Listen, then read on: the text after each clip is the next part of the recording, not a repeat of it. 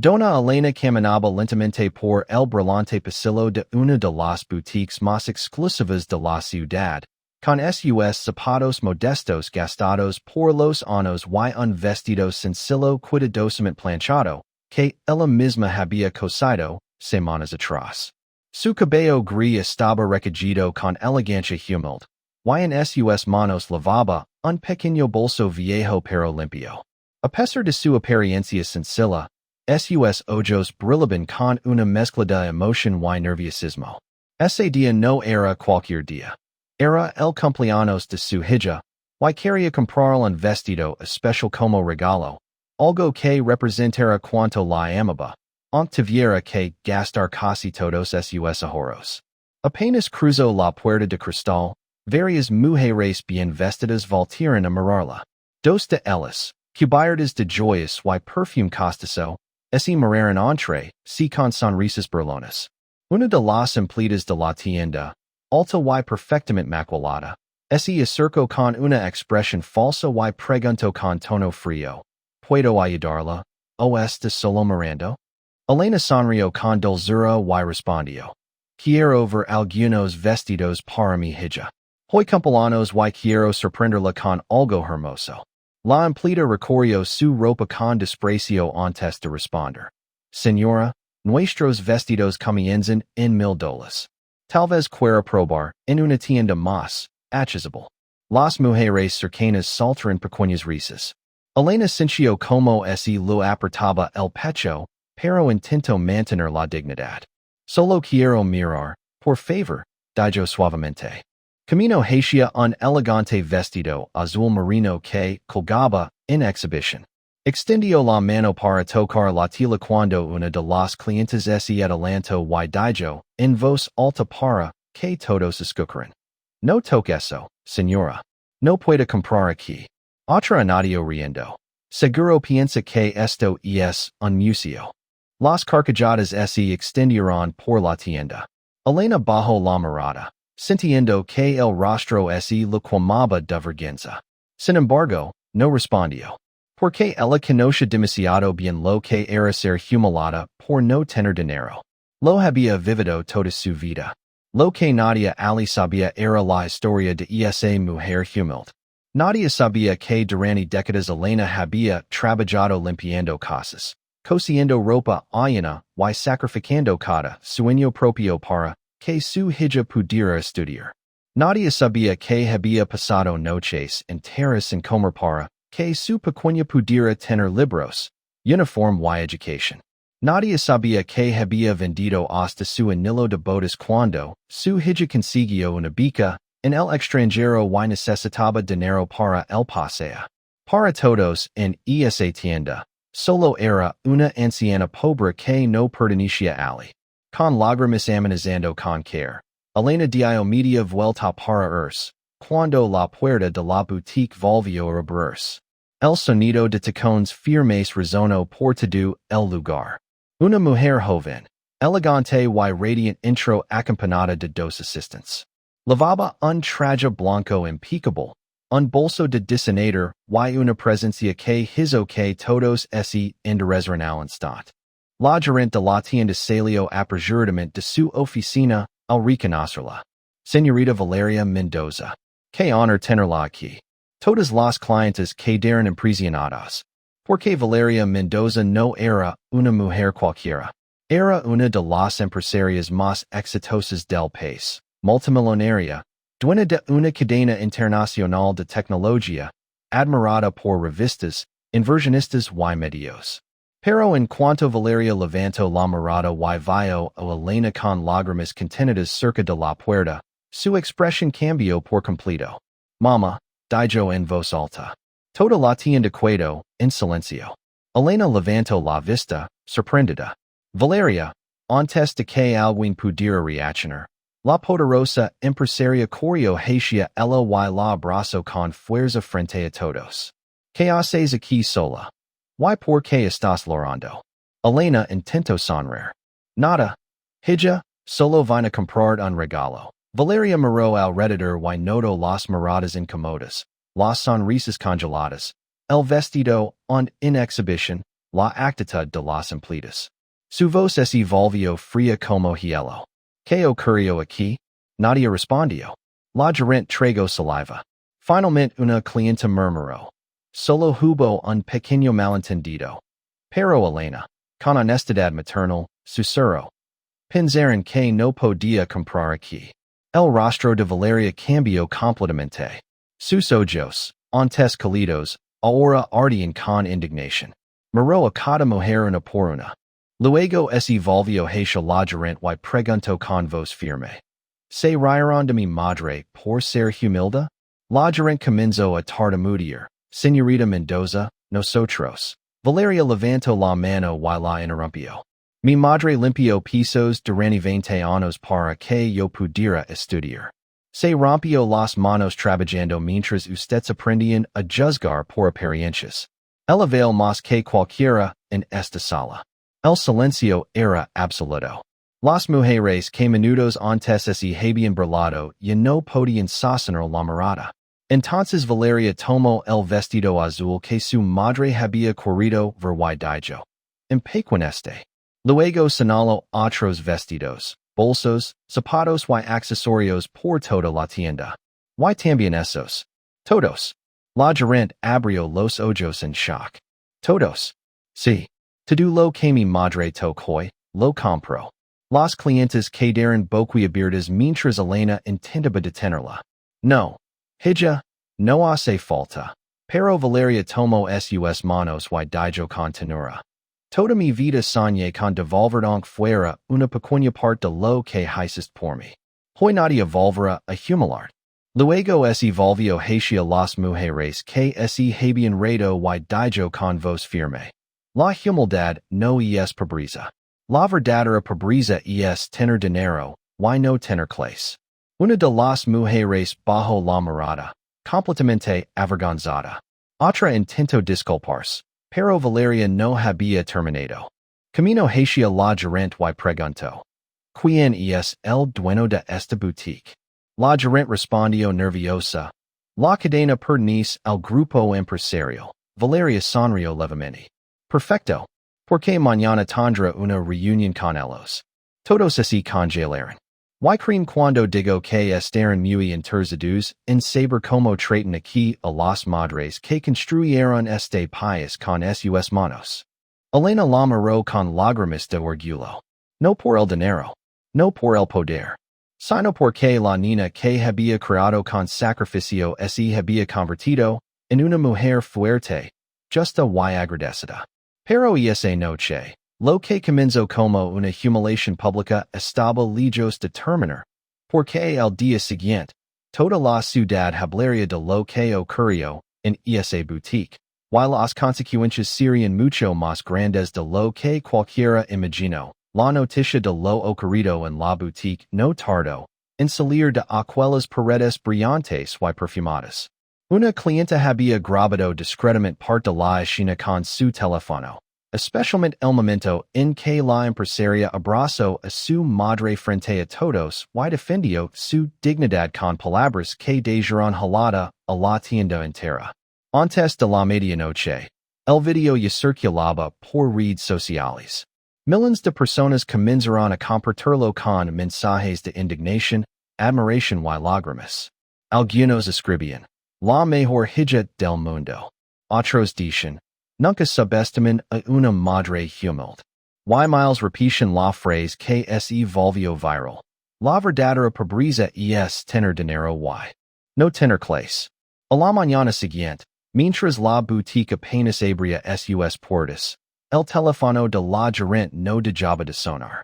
Clients cancelaban pedidos, influencers criticaban el comportamiento del personal, y la oficina central exigía explicaciones inmediatas. Pero eso no era nada comparado con lo que estaba por venir. A los días en punto, una caravana de vehículos negros se detuvo frente al local. De uno de ellos descendió Valeria Mendoza, impecable como siempre, acompañada por su equipo legal y varios ejecutivos de la firma propietaria de la cadena, quienes habían solicitado una reunión urgente al enterarse de que una de sus principales inversionistas estaba involucrada en el escándalo. Porque sí, lo que nadie en esa boutique sabía el día anterior era que Valeria no solo era una empresaria famosa, también era accionista clave en el grupo que controlaba varias marcas de lujo de la ciudad, incluida aquella boutique. Cuando la gerente la vio entrar, casi perdió el color del rostro. Señorita Mendoza, por favor, permítanos explicar. No, respondió Valeria con calma glacial. Hoy ustedes escuchan. Los empleados y clientes presentes guardaron silencio absoluto. Valeria caminó lentamente hasta el centro del local y pidió que la marana todo el personal. Uno a uno fueron reuniéndose. La gerente, los vendedores, incluso los dos clientes arrogantes que habían regresado sin saber lo que les esperaba.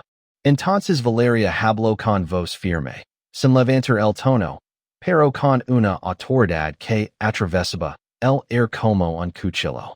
Mi madre entró en esta tienda con la intención de comprar un regalo para mi con dinero que, probablemente, lo costó mis horror. Fue humillada, despreciada y tratada como si no valiera nada solo porque no lavaba ropa de diseñador. Ustedes no vieron una mujer pobre. Vieron una oportunidad para ser superiores. Nadie se atrevía a respirar. Mi madre me enseñó que la dignidad no se compra, que el respeto no depende de una cartera, de un vestido o de una cuenta bancaria. Ella me enseñó valores que muchas personas en este lugar jamás aprendieron. Luego sacó de su bolso una carpeta. A partir de este momento, la gerente queda despedida por conducta discriminatoria. La mujer comenzó a llorar y suplicar.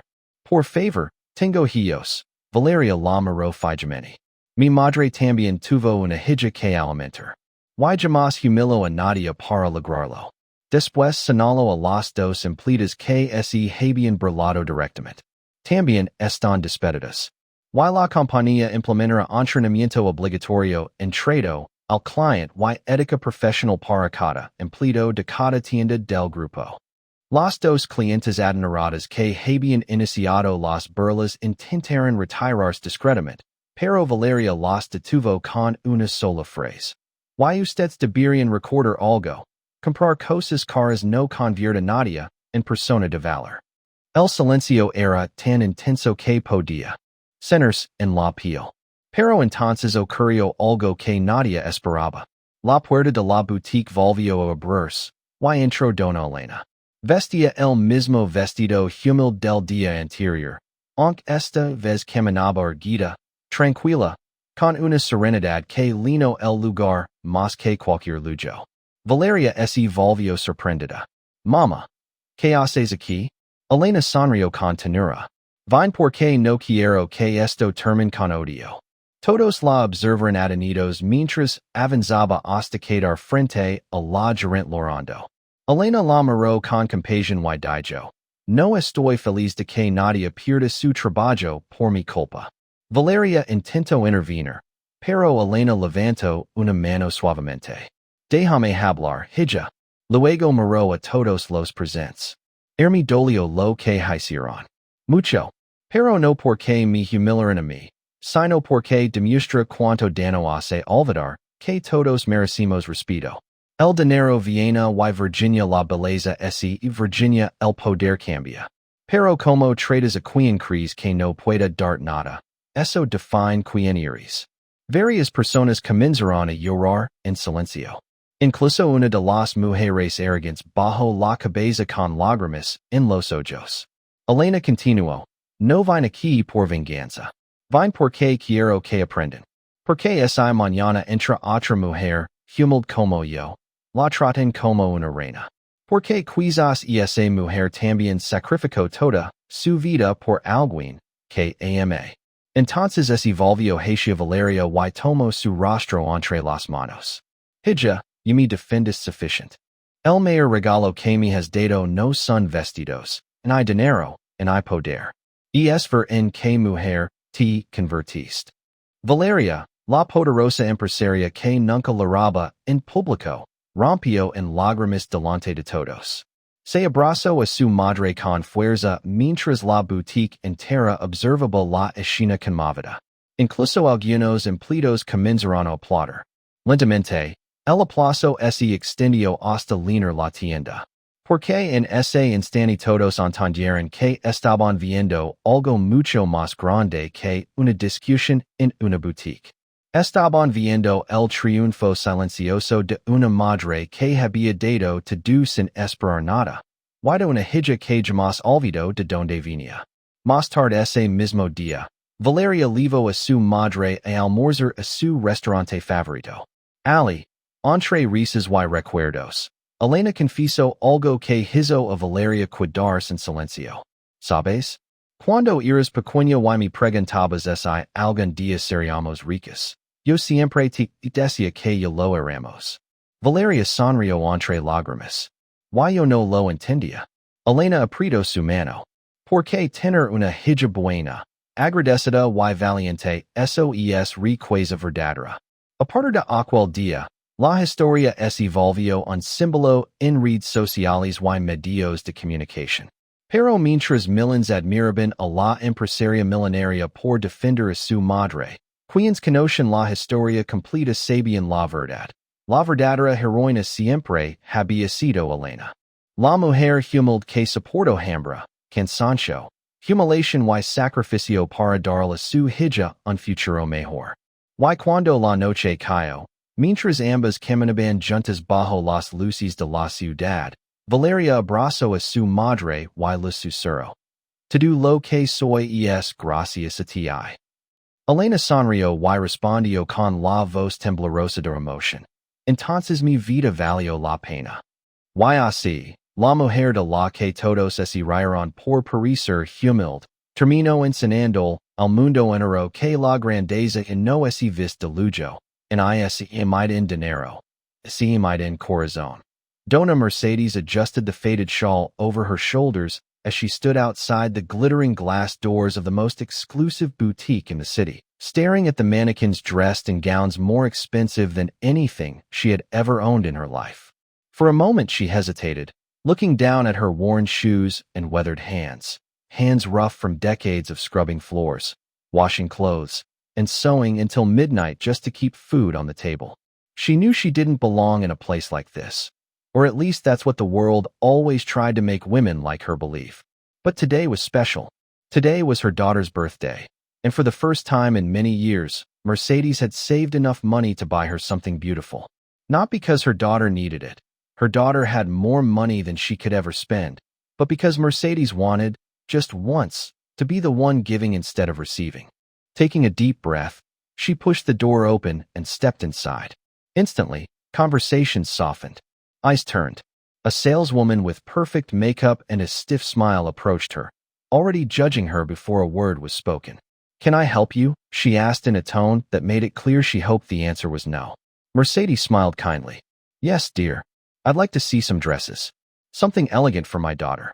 The saleswoman's eyes traveled slowly from Mercedes's old purse to her simple dress, and her smile twisted into something cruel. "Ma'am, our dresses start at $1,500. A few nearby women laughed quietly. Mercedes nodded politely. "That's all right. I still want to look." She walked carefully between the racks, touching fabrics she had only seen in magazines. Then her eyes landed on a stunning emerald dress hanging beneath a spotlight, and her face lit up. "That one," she whispered. "My daughter would look beautiful in that." She reached toward it, only for a sharp voice to stop her. "Excuse me." One of the wealthy customers stepped forward, wrinkling her nose. "Don't touch that if you can't afford it." Another woman smirked. "Honestly, people should know when they don't belong somewhere." Laughter spread through the boutique. Mercedes froze, her hand trembling in the air.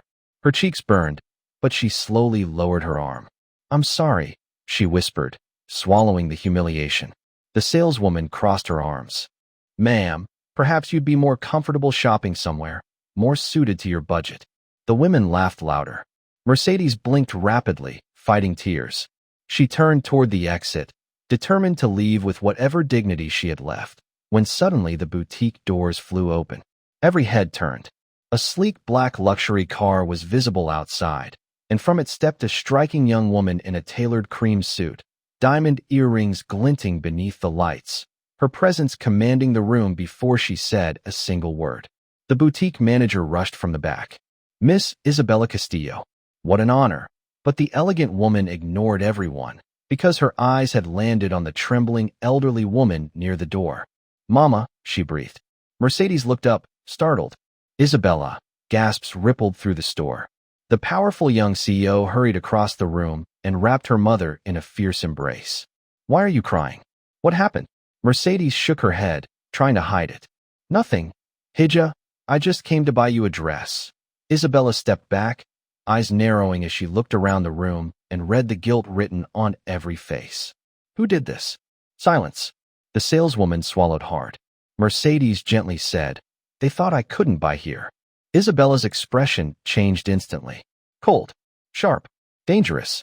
"They laughed at my mother?" she asked quietly. No one answered. Isabella turned slowly to the women who had mocked her. "Do you know who this woman is?" she asked. "This woman cleaned office buildings until her hands bled so I could study. She skipped meals so I could eat. She wore the same shoes for 5 years so I could have school books. Every success I have stands on her sacrifice." The room was silent. "And you laughed at her because she looked humble?" One woman stammered. "We didn't know." Isabella cut her off. "Exactly. You didn't know, and yet you judged her anyway." Then she pointed at the emerald dress.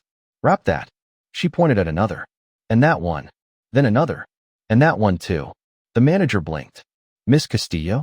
Isabella turned, voice icy. "Everything my mother touches today, she gets."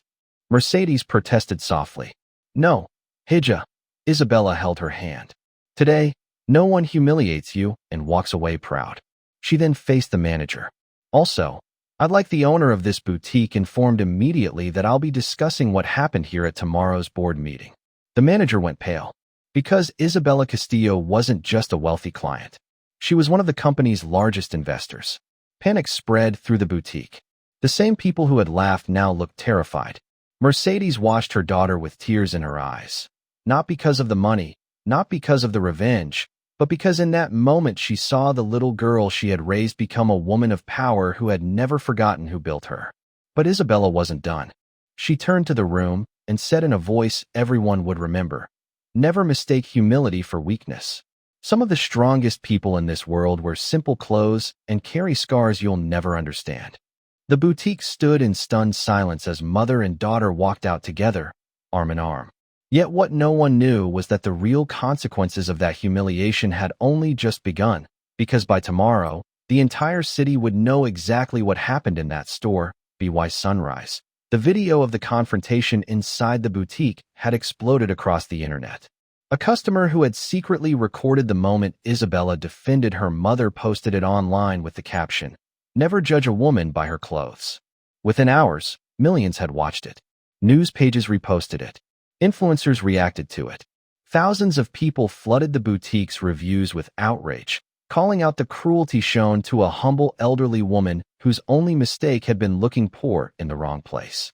But while the internet debated and praised Isabella's fierce defense, inside her penthouse office the next morning, she sat silently by the window staring at